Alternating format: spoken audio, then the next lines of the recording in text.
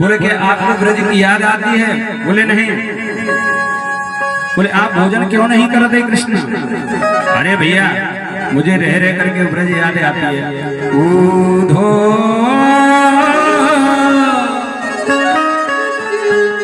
मोए ब्रज विशरत नाहि, ऊधो मोए ब्रज विशरत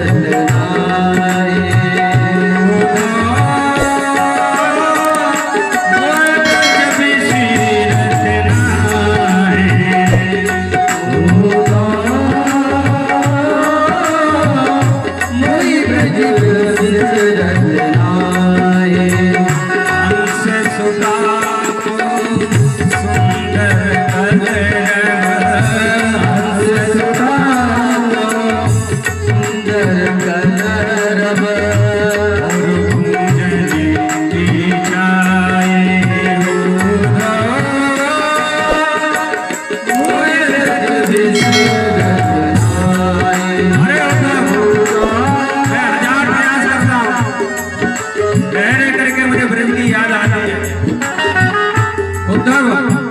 मुझे वो मक्खन की मटकी याद आता है। अरे उधो मुझे वो कालिया नाग याद आता है। अरे उधो मुझे वो माता यशोदा याद आती है। जरा सा भी दूध कम पीता तो माँ यशोदा मेरा कान पकड़ लेती। उधो मोए ब्रज विशरत नाहि,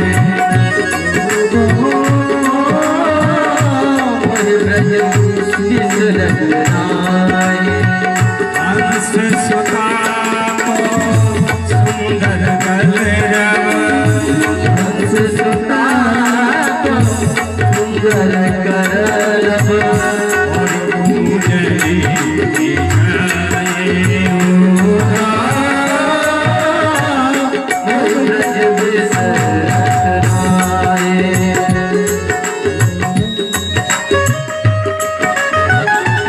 अरे उधो हजार प्रयास करने के बाद भी मुझे वो ब्रज याद आती है। उद्धव मुझे वो गौए याद आती है। अरे उधो मुझे वो ग्वाल वाले याद आते हैं। अरे उधो मुझे माँ यशोदा की याद आती है। मुझे नंद बाबा की याद आती है।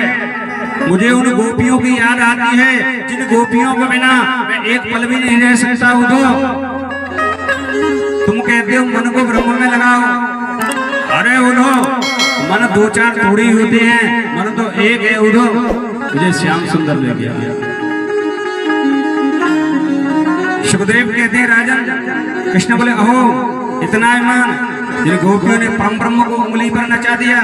उधो ग्वालिन समझते हो इन गोपियों को। भगवान बोले कोई बात नहीं उद्धव, तुम जाओ तो सही, थोड़ी सरल भाषा में कहने का प्रयास करना, उन गोपियों को समझाना। उद्धव ने कहा आपकी आज्ञा प्रभु, श्रोधार्य। तुम उद्धव जी महाराज ने ब्रजमंडल की ओर प्रस्थान कर दिया।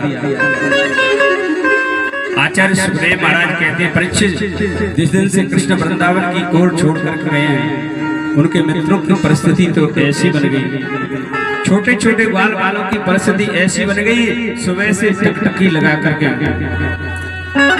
वृंदावन के रास्ते पर बैठ जाते हैं। कहीं मेरा कृष्ण कहाँ गया, कहीं गोपाल आ रहा होगा, कहीं वो कृष्ण आ रहा होगा। शाम को लौट करके नहीं आते भगवान, तो ब्रजंगना ग्वाल बाल सभी ऐसे लौट करके चले जाते, बिल्कुल उदास होकर के आ जाते। सुखदेव कहते हैं राजन कब जल्दी सुबह, कब सूर्य निकले, कब मथुरा के मार्ग पर जाकर के बैठे, लाला का दर्शन करें, शायद कल आ रहा होगा। बोले भैया लाला परसों की बोल करके गया, आज तो वर्षों बीत गए, फिर भी लौट करके कृष्ण नहीं आया। परसों परसों सब लोग कहे, कब आवेगी बैरने परसों, परसों की मौसम मेरो श्याम कही गयो, बीत गई उनको बरसों। अरे भैया इनको बरसों बीत गई, फिर भी लौट करके नहीं आए कृष्ण। सब ब्रजवासी दौड़ पड़े, एक नन्ना सा सका झुंड में आया, सका बोले चोरे लाला आया हो तो चलो क्यों नहीं हो, लाला को दर्शन नहीं करेगो। कुछ छुपकर बोला आपने लाला जब कन्हैया आकर मेरे चरण पकड़ कर गए मोते माफी मांगेगो तब कृष्ण से मैं बोलेगो, बिल्कुल नहीं बोलूंगा, वो तो कपटी है कृष्ण, तो मुझे क्षमा करना। जब ब्रजवासी दौड़े दौड़े कृष्ण से मिलने के लिए झुंड में छिपकर बैठे सज्जनों, उसके दौड़ती ब्रजवासी को जब देखा तुरंत झुंड से निकल करके ब्रजवासी रथ के पास पहुंचे। सखा बोले तू यो क्या कर रहे हो? भैया गोविंद से मुझे भेजा है, आप लोग बता सकते हैं? बोले क्या?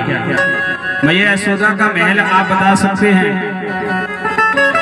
नंद बाबा का महल आप बता सकते हैं? वो तो बोले एक काम करिए, इस पानी का जहां अंत है वही मैया यशोदा का महल है, वही नंद बाबा का महल है। उदो ने सोचा आकर्षण ब्रज के अंदर ऐसा मैंने पहली बार देखा। उदो ने सोचा भैया, ब्रजवासियों ने ब्रज की गोपियों ने कहा अरे उदो ये नदी बह रही है पानी की, ये कोई तालाब नहीं है, ये कोई नदी नहीं है, कोई समुद्र नहीं है। ये ब्रजंगनाओं ने, इन ब्रज गोपियों ने, इन गौओं ने, इन ग्वाल वालों ने इतना रुदन किया भगवान की याद में, सभी ब्रजवासियों ने इतना रुदन किया, वही नदी रूप में परिणत हो गई है। उधो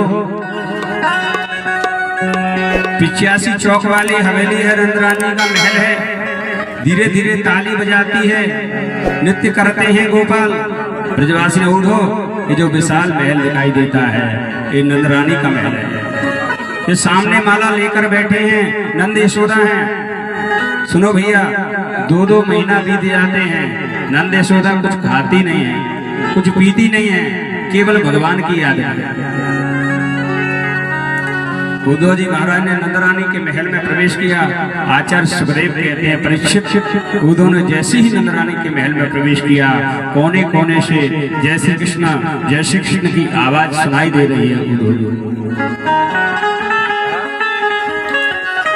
जैसे ही उद्धव जी ने कहा भैया मैं प्रणाम, मैं उद्धव मथुरा से आया भगवान कृष्ण का संदेशा लेकर के। अरे भैया थोड़ा जोर से बोलो, धीरे धीरे बोलना। उद्धव ने कहा भगवान जिस गोविंद को मथुरा छोड़ करके वर्षों बीत गई, वो मैया यशोदा को सपना देख रही है, सपने की लीला को याद कर रही है मैया यशोदा।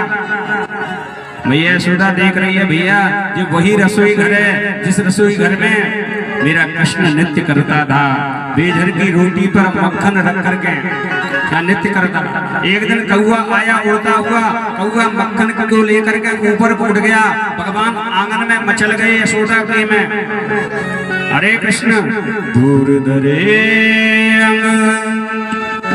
सोहत श्याम के शिवनी सिर चूर चोटी खेलत घाट फिरे अंगना जलिबाजत पीर कछोटी सभी को रसिखान विलोकत भारत का कला निज कोटि भाग कहाँ कहे हरे हाथ सुले माखन रोटी कागज भाग कहाँ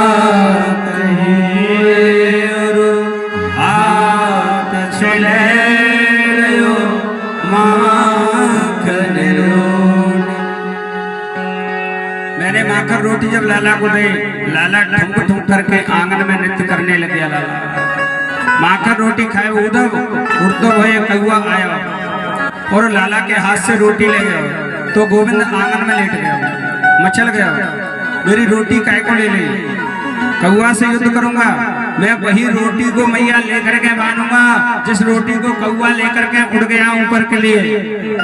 अरे मैया आज याद दिखाती है लीला तो मुझे लगता है शरीर के प्राण क्यों सुरक्षित है। उद्धव, एक बात बताओ, मुझे जाना तकलीफ देती है। मिट्टी की मटकी फोड़े के बदले में लाला को ऊपर से बांधो। शायद आई के लिए कन्हैया रूठ गए होगो, मुझसे रूठ करके मथुरा चला गया होगा भगवान कृष्ण। माता, पहले तो आप एक बात के लिए क्षमा करो। उद्धव कहते हैं, बोले क्या? मैं सोच रहा था वो आप नहीं है माता। मेरे जैसे करोड़ों ज्ञानी भी भैया आपकी चरणों की धूल की नक के बराबर नहीं है। उद्धव कहते हैं, ज्ञानी, रात भर बैठ करके नंद यशोदा में चर्चा हो गई। ये बृहस्पति का सूखा ज्ञान हो गया ब्रज के इस भाव को देख करके। अरे राजन, एक सखी ने हाथ जोड़ करके राधा रानी से कहा, अरे देवी, क्या सपने में तुम्हें श्याम सुंदर नजर नहीं आते? अरे गोपी, मुझे सपना होता ही नहीं तो मैं सपने की बात आपको कहां से बताऊं? जब तक राधा जी ने कहा कि भैया सपने पसंदिया कांतम धन्योस्ता सखियो सिदो। अरे सखियो, आप धन्य हैं, सपने में भगवान नजर आते हैं आपको, सपने में श्याम सुंदर नजर आते हैं। गोपियों, आप धन्य हैं। राधा जी कहती हैं, मुझे सपना होता ही नहीं गोपियों, तो सपने की बात आपको कहां से बताऊं? अरे गोपियों, मुझे नींद ही नहीं आती तो मैं सपना कहां से होगा? जब सपना होता ही नहीं तो गोपियों आपको क्या बताऊं? अरे उद्धव, प्रेम में कभी क्रोध आता है, कभी अनुराग आता है। मैंने निश्चय कर लिया है, जीवन में काले से कभी प्रेम नहीं करूंगी। गोपी कहती है, मैं कपटी कृष्ण से कभी प्रेम नहीं करूंगी। उड़ता हुआ एक भौरा आया, भौं भौं करता हुआ गोपियों के पास भ्रमण करने लगा। तो एक गोपी ने कहा, देखो ये भी काला है, तो जरूर कृष्ण का मित्र होगा, कपटी है ये। उद्धव जी खड़े खड़े सब देख रहे हैं। वृक्ष के नीचे मधुपकी तप बंधु, भागवत जी का भ्रमर गीत है। उद्धव गोपी संवाद, मधुपकी तप बंधो मास सपत्न्या।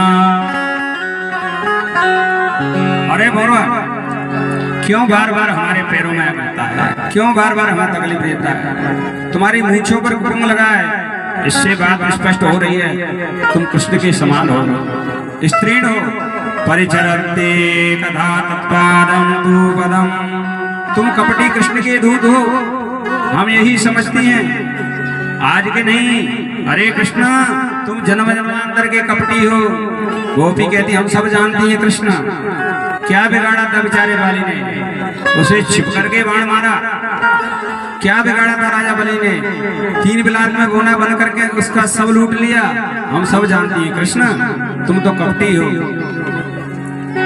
अरे कृष्ण, कूदो, निवेदन इतना करना है, जिस कृष्ण को प्रीतम मान करके हम पूज रहे हैं, कृष्ण साक्षात ब्रह्म है।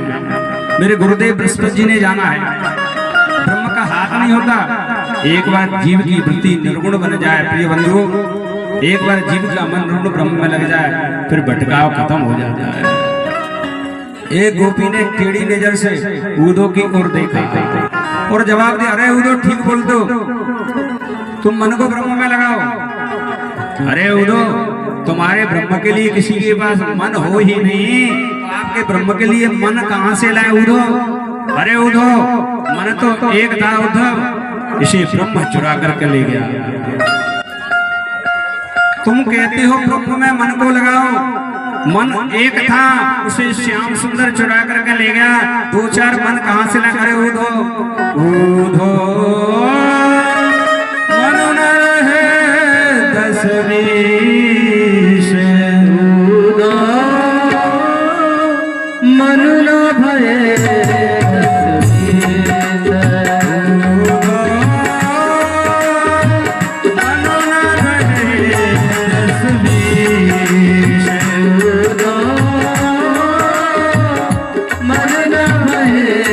10-20, एक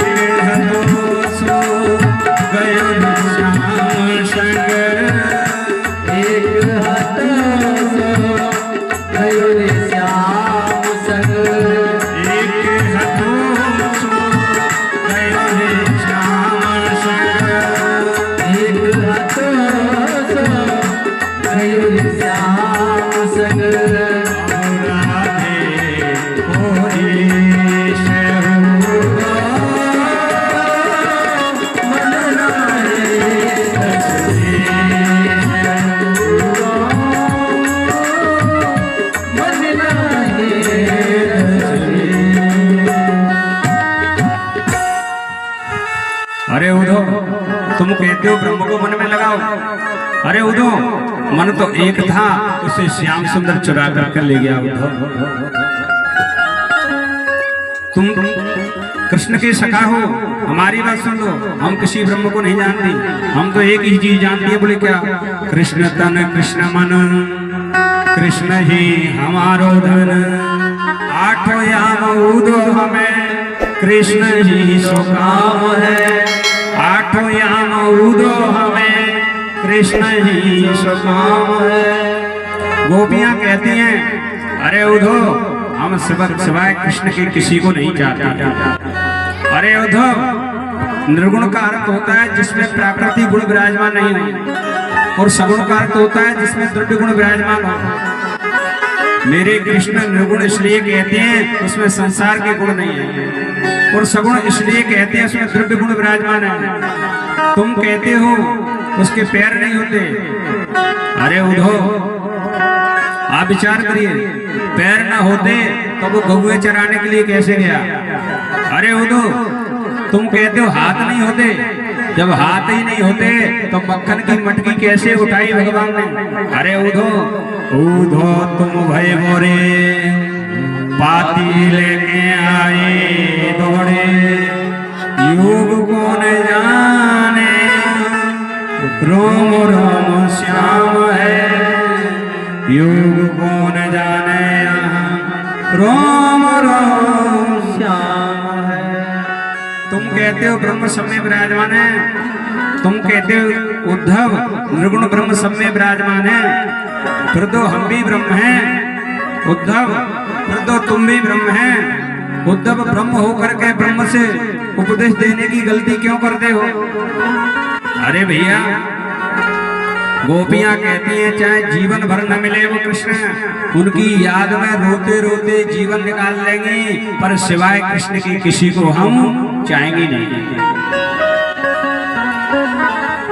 कन्हैया कन्हैया पुकारा करेंगे, कन्हैया कन्हैया पुकारा करेंगे, कन्हैया कन्हैया पुकारा करेंगे, कन्हैया कन्हैया पुकारा करेंगे।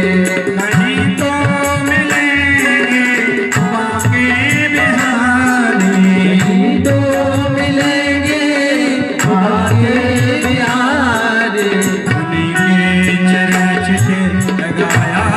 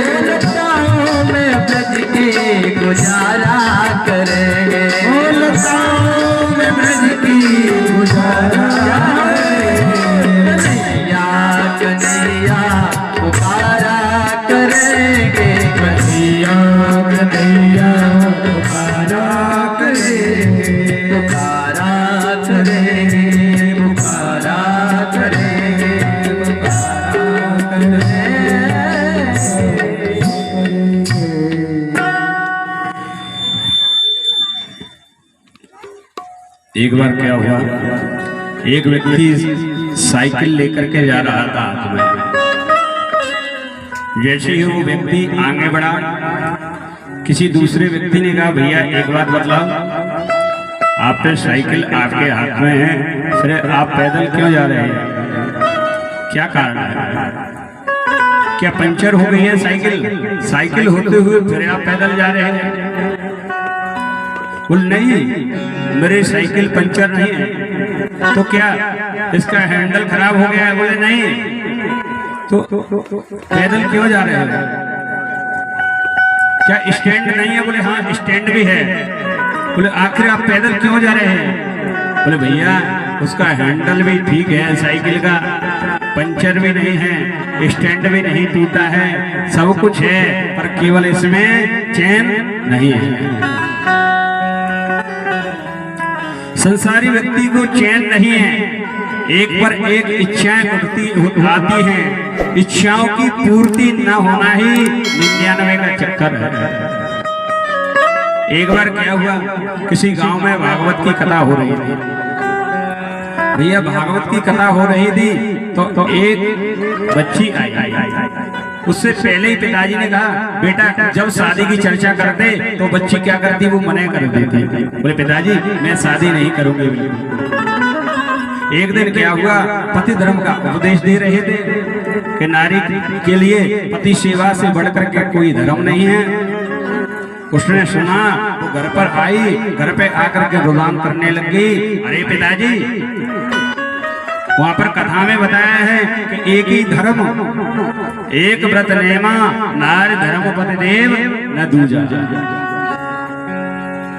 पिताजी आपने मेरी शादी नहीं की, मैं सेवा करूं तो किसकी सेवा करूं? उस बच्ची ने क्या किया मालूम है? पिताजी से कहा, अब तो पिताजी सगाई करने के लिए गए गांव में। और जैसे ही गांव में पिताजी सगाई करने के लिए गए तो क्या हुआ, गांव के मुखिया थे, गांव के मुखिया से कहा, बोले पटेल साहब, बोले एक काम करिए। बोले क्या? मुझे कोई बच्चा बताइए। और गांव के मुखिया पटेल साहब ने क्या किया, बच्चा बुलाया। एक बुलाया बच्चा 18 साल का। पिताजी से पूछा, बोले ये पसंद है? पिताजी ने कहा, बोले बच्ची के पिताजी ने बोले मुझे पसंद नहीं है। दूसरा बुलाया, अरे भैया इधर आओ, ये बच्चा पसंद है? बोले मुझे पसंद नहीं है। और तो क्या किया, कम से कम 10-20 बच्चे बुला लिए वहां पर, उससे कोई लड़का पसंद नहीं आया। तब पिताजी ने कहा, बोले एक काम करो भाई,